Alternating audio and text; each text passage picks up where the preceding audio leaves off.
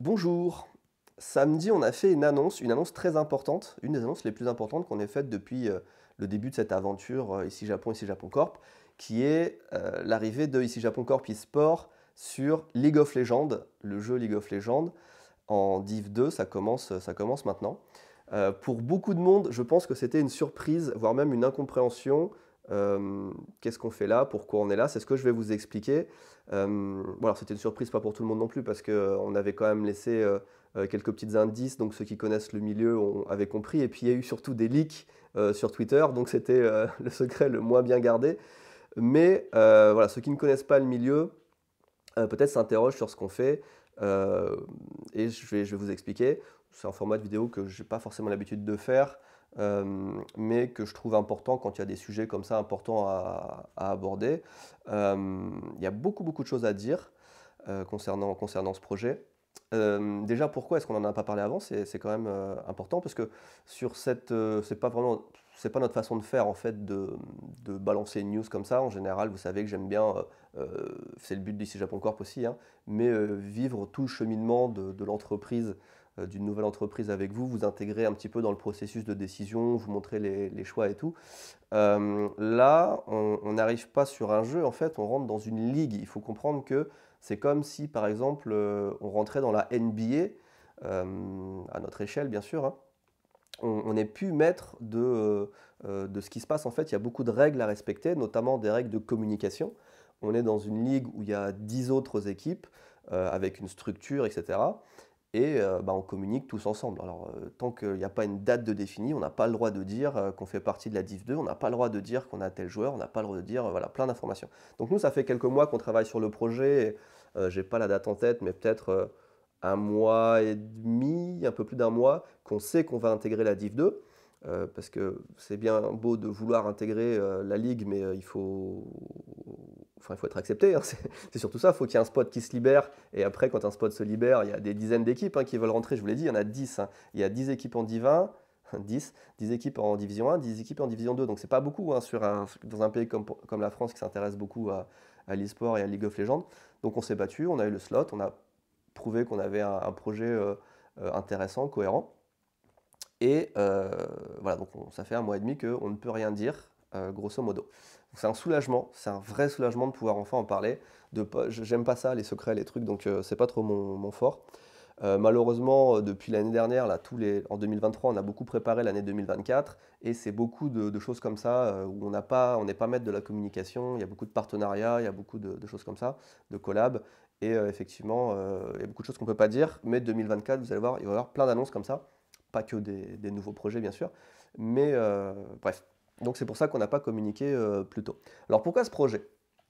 Déjà parce que jeux vidéo. Parce que jeux vidéo, vous le savez, c'est un sujet qui me touche et qui touche l'équipe en particulier. On aime bien ça. C'est un sujet plaisir. La philosophie de Ici Japon, qui est ma philosophie à la base, c'est que quand un projet nous plaît et qu'on a les moyens de le faire, je vais le refaire. Quand un projet nous plaît et qu'on a les moyens de le faire et de le faire bien, si on a les moyens financiers, si on a le temps et si on pense qu'on peut apporter quelque chose, et si aussi ça s'intègre bien dans notre activité en général et avec les autres activités qu'on fait, on le fait. C'est difficile à concevoir pardon, pour beaucoup de personnes, hein, je sais, parce qu'en général, on fait un travail dans la vie, ou au moins un travail en même temps. Moi, je ne vois pas ça comme ça. Je vois ça comme la vie est courte et j'ai envie de faire le plus de choses possible. Et si c'est des activités très variées, c'est encore mieux parce qu'on va apprendre beaucoup de choses et chaque activité va pouvoir apprendre d'une autre, et ça va créer un ensemble de choses assez incroyable. Sans compter des rencontres qu'on fait. En fait, l'aventure entrepreneuriale, hein, moi j'ai jamais aimé le mot passion dans la vie parce que pour moi, passion, c'est trop se focuser sur un truc. Mais je peux dire que je pense que j'ai une passion pour l'entreprise, pour l'entrepreneuriat. Même si c'est très péjoratif pour beaucoup de gens, l'entrepreneuriat, c'est d'abord créer des choses. C'est comme les youtubeurs, les artistes, les gens qu'on vous présente en général sont des entrepreneurs. On crée des choses et c'est ça qui est passionnant. Donc il y a cette philosophie de base et il y a eu cette opportunité qui s'est présentée. Il y a eu deux opportunités en fait qui se sont présentées parmi beaucoup d'autres, hein, mais celle qu'on a choisi de suivre en 2022 et surtout 2023, c'est le musée du jeu vidéo et l'e-sport. Et pour moi, c'est deux activités qui sont vraiment extrêmement complémentaires. C'est des mondes un petit peu à part, malgré le fait que ce soit le jeu vidéo. Voilà, ceux qui aiment le jeu rétro par exemple, ne s'intéressent pas forcément à l'e-sport. Ceux qui jouent à l'e-sport, qui sont souvent beaucoup plus jeunes, ne s'intéressent pas aux jeux rétro. Alors que moi, je vois une connexion évidente entre les deux mondes et des ponts à faire. Et je vois ça comme un seul et même monde. Donc avancer sur ces deux projets en même temps, ça me paraissait totalement logique. Quand on vous a vendu quand on vous a présenté le projet Odyssée du musée du jeu vidéo, dès le départ, on vous a dit on veut toucher tout le monde, tous les joueurs, parce que c'est une seule grande famille et on veut traiter aussi bien du jeu rétro, de l'histoire du jeu vidéo qui est super importante, que de ce qui se passe maintenant et que ce qui va se passer dans le futur. On veut être vraiment sur tous les plans. Donc moi, ça me paraissait super cohérent à la base de rencontrer les acteurs de tout cet univers et de m'impliquer le plus possible dans tous ces univers. Donc c'est pour ça que dès le début, on s'est intéressé à l'e-sport. Euh, alors, on a aussi une équipe qui s'intéresse à beaucoup de choses. Le projet musée, c'était surtout Jérémy à la base, en parlant avec lui que c'est né un peu, que ça a commencé à germer. Le projet e-sport, c'est Tristan qui a lancé ça. Après, c'est des choses qui m'ont tout de suite parlé, donc on est parti là-dessus. Mais voilà, les deux projets ensemble dans le même laps de temps, pour moi, c'était assez incroyable. Et avoir l'opportunité de créer un pont entre ces deux mondes qui ne communiquent pas trop finalement, euh, je trouve ça. euh, je trouve ça assez cool. D'ailleurs, je vous donne tout de suite un rendez-vous avant que j'oublie. Le 19, donc dans 2-3 jours, à l'heure à laquelle sort cette vidéo, le 19 à Paris, à l'eSpot, c'est à côté du Louvre, rue Rivoli, on lance officiellement le projet, c'est le premier match League of Legends. Je ne vous dis pas contre qui on va jouer, mais on sait contre qui on va jouer et on est content de ce premier match. Ça va être assez sympathique. Donc on va vous présenter un petit peu la structure, les joueurs. Je serai là-bas, Massa sera là-bas. C'est gratuit. Donc venez, j'ai envie de vous dire venez nombreux, mais en même temps on peut accueillir que 150-200 personnes. Donc euh, venez en tout cas, on ne veut pas être tout seul non plus. Vous allez voir, c'est le début d'une nouvelle aventure qui est assez incroyable. J'ai vraiment hâte de partager avec vous parce que, en fait, le projet e-sport, tout comme le projet musée, c'est aussi pour ici Japon l'opportunité de venir en France et de rencontrer les gens. Et c'est moi, c'est aussi ça qui motive, c'est de faire des trucs ensemble. C'est le but de cette chaîne, c'est qu'on fasse des trucs ensemble. Donc là, on a l'opportunité de se rencontrer et on va en avoir de plus en plus. On va créer plein de projets ensemble et ça va être cool. Donc, premier rendez-vous le 19 à l'eSpot, c'est gratuit. Euh, je ne sais pas par quoi commencer, il y a vraiment trop de choses à dire. Le, déjà, je veux répondre aux gens qui ne comprennent pas le projet. Je vais faire un parallèle avec Twitch en 2021, donc il y a un peu plus de 2 ans, non, c'était 2000, ouais, janvier 2021, je crois. On a lancé Twitch, et quand on a lancé Twitch et qu'on l'a annoncé sur YouTube, alors ceux qui connaissaient Twitch étaient ravis évidemment. Mais il y a beaucoup de gens qui n'ont pas compris le projet, qui se sont dit non, Twitch c'est pas bien, c'est pas mon truc, etc. Alors que moi, ça me paraissait évident que Twitch et YouTube, c'est deux projets parallèles, c'est deux façons de communiquer qui se complètent parfaitement. Et en fonction de ce que tu veux faire, de ton projet, tu utilises l'un ou l'autre canal. Et bah là, on est 2 ans et demi après, 2 ans après, 3 ans après, bref, peu importe. Euh, et on voit que bah, Twitch, ça a été vraiment une des meilleures idées qu'on ait eues. Déjà, ça a amené à ce projet e-sport, mais par exemple, pour le musée, quand on a lancé le projet musée, on a beaucoup communiqué sur Twitch. Et c'est ce qui explique que le projet a autant marché. Sur le rush final, sur les derniers 48 heures, on était en live ensemble. Et sur ce live-là, on a quand même levé 600 000 euros. Donc rien que cet argument-là fait qu'on a eu raison de s'impliquer sur Twitch. Mais pas que. Quand on regarde les chiffres, on a toutes les semaines, enfin tous les jours, à chaque vidéo, à chaque live, pardon, on a une bonne audience. Les rediffusions, si on cumule YouTube et Twitch, il y a plusieurs dizaines de milliers de vues sur chaque rediffusion, alors qu'elles font 2-3 heures. Bref, on voit que ça marche bien, que ça intéresse les gens. Et pour autant, ça ne nous a pas empêché de continuer YouTube et de continuer nos projets. Au contraire, ça nous a ouvert plus de portes et ça a été un plus pour l'ensemble de ce qu'on faisait. Là, je vois ça exactement de la même façon. On avance autant sur le projet musée que sur le projet e-sport. C'est deux projets en parallèle, deux façons de toucher les joueurs et les gens, mais qui au final se rejoignent. Et les gens qui ne comprennent pas, j'espère qu'on va réussir à les intéresser et à faire en sorte que d'ici quelques mois, quelques années, ils se disent ah oui, effectivement, c'était un beau projet. Surtout que là, c'est assez rare en fait. On a l'occasion de commencer un projet tous ensemble depuis le début. On arrive en Div 2, au-dessus il y a la Div 1 qu'on espère atteindre assez rapidement. étant donné l'équipe qu'on a construit, c'est assez logique de penser qu'on devrait atteindre la Div 1 dans un futur assez proche, on va dire. Si on fait nos preuves en Div 1, ça veut dire que potentiellement on peut avoir accès, même si c'est pas facile, à la LEC, à la Ligue européenne, et après on se bat contre les meilleurs du monde. Donc il y a vraiment une aventure là qui commence et qu'on va documenter, où on part de zéro et on a des grandes ambitions. Et enfin, c'est incroyable en fait. C'est incroyable parce qu'on voit déjà le chemin, on voit les étages à monter, et on sait qu'on part déjà sur de bonnes bases. Et c'est voilà, c'est trop bien. Donc j'espère qu'on va réussir à intégrer le plus de monde possible dans cet univers-là. Euh, et je vous rassure encore une fois, c'est pas parce qu'on fait ce projet-là qu'on va délaisser YouTube ou qu'on va délaisser les autres projets qu'on fait. Au contraire, même 2024, ça va être vraiment l'année de Tous Imparfaits. On a les meilleurs collabs qui arrivent. Vraiment, on step up d'un cran là, sur Tous Imparfaits. En termes de qualité de vêtements qu'on va sortir, de collabs et tout, ça va être la meilleure année. Et le projet hôtel aussi, ici Japon Village. Là, depuis l'année dernière, on est plus ou moins en phase de test. Et là, on est d'ici quelques jours, quelques semaines, je pense que vous allez voir des avancées concrètes qui vont faire que le projet prend une autre ampleur. On touche du bois parce que enfin, j'ai une baguette à côté de moi là. Oh là là, j'ai failli pleurer tout à l'heure quand je suis allé dans le supermarché, que j'ai vu le rayon fromage, et puis j'ai été à la boulangerie et tout, c'est trop bien. Je vais d'arriver en France là, j'ai 3 semaines, j'ai un petit appart, je suis dans une Airbnb, je vais me faire à manger, je vais me faire de la cuisine, je vais faire des sandwichs. Oh là là, c'est trop bien la bouffe en France. Euh, Putain, je suis complètement parti, je suis désolé, j'ai vraiment faim, j'ai l'odeur du pain. Euh, Bref, oui, c'est ça, on n'aura pas moins de contenu ailleurs, au contraire, on aura plus de contenu à documenter, et cette aventure, on va la documenter bien. Il y a une chaîne ici Japon Corp eSport, enfin IJC eSport qui a ouvert, sur laquelle on va vous dire en détail comment ça fonctionne, parce que c'est un milieu fantastique, nous qu'on découvre, hein, c'est vraiment très intéressant. D'un point de vue entrepreneurial, ça vous intéresse, ça va être fou. Combien ça coûte, comment on fait le mercato pour recruter les joueurs, quelles sont les relations entre les équipes, etc. Enfin, il y a vraiment plein de trucs à découvrir. On va vous documenter ça un petit peu ici aussi, bien sûr, hein, mais voilà, on a Massa qui est sur place, qui nous aide à faire du contenu en France. On a vraiment construit une équipe en France, puis parce qu'il n'y a pas que les joueurs, il y a tout un staff autour, des gens qui gèrent, des coachs, managers, etc.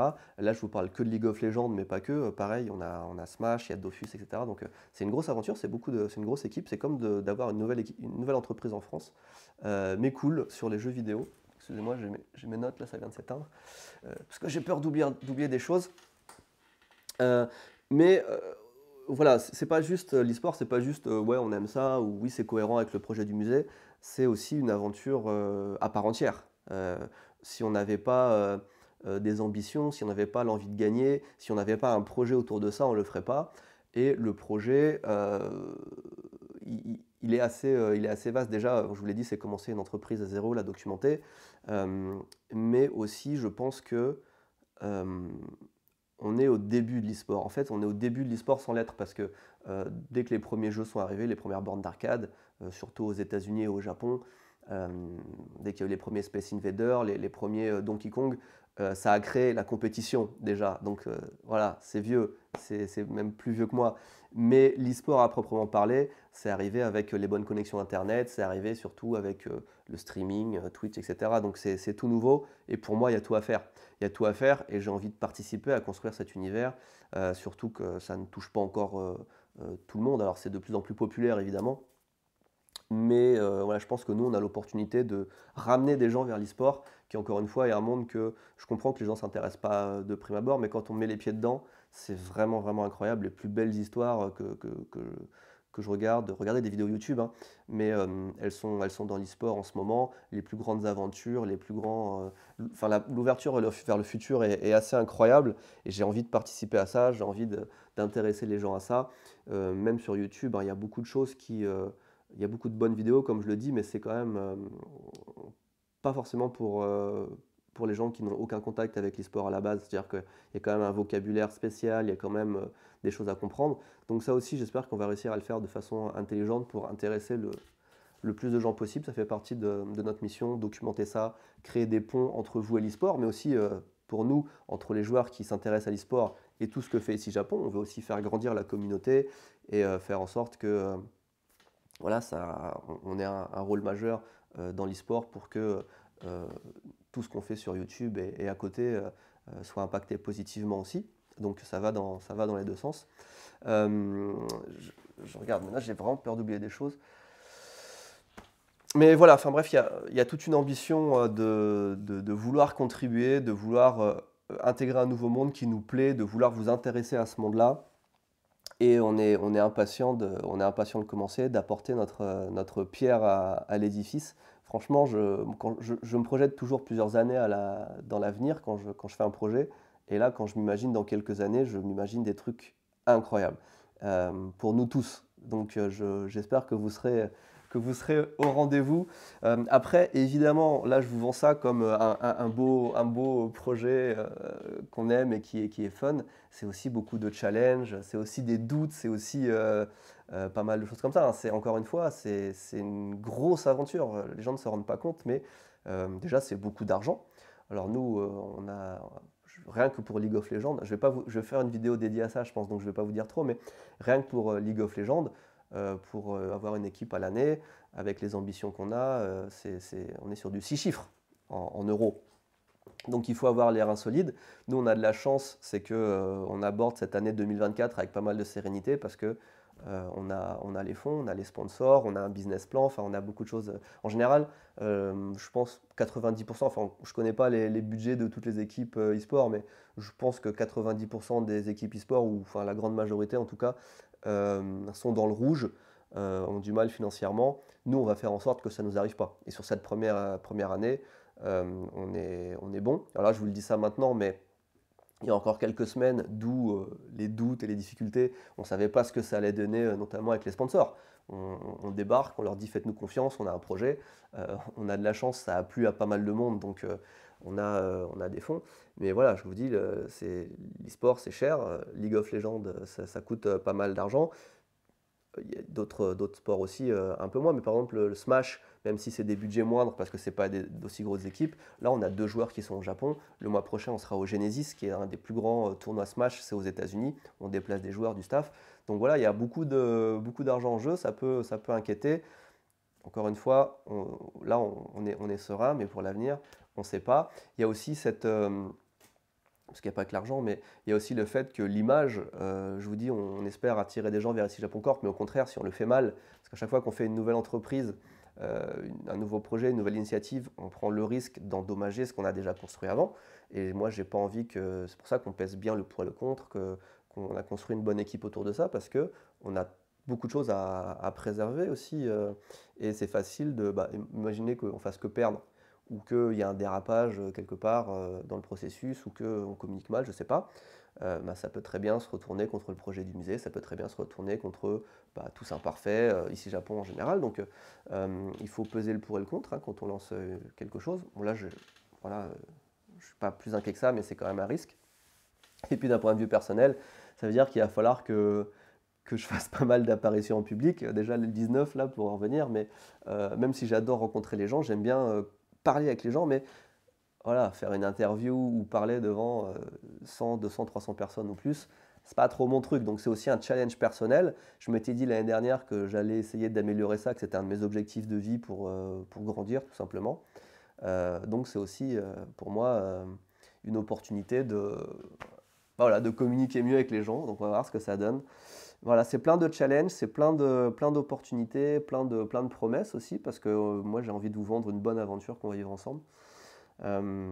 Voilà, donc je ne sais pas ce que ça va donner cette vidéo, ce format. En tout cas, ça va au moins délester Timothée et la team d'une vidéo quotidienne, puisqu'on fait des vidéos quotidiennes là, en ce moment sur ici Japon Corp. J'espère vraiment sincèrement que les gens seront au rendez-vous, qu'au moins une partie d'entre vous va vraiment aimer ce qu'on fait et qu'on va arriver à faire vibrer les gens, qu'on va vivre un truc tous ensemble une belle aventure. Voilà, donc ça commence maintenant. Et j'ai hâte de vivre tout ça avec vous. Il y a tous les liens en description, tout ce qu'il faut en description. Allez, à bientôt. Demain, vidéo ici Japon Corp, un petit peu plus normale. À mi-chemin entre la France et le Japon, parce qu'il y a plein de trucs à documenter en France. Allez, des bisous. À bientôt.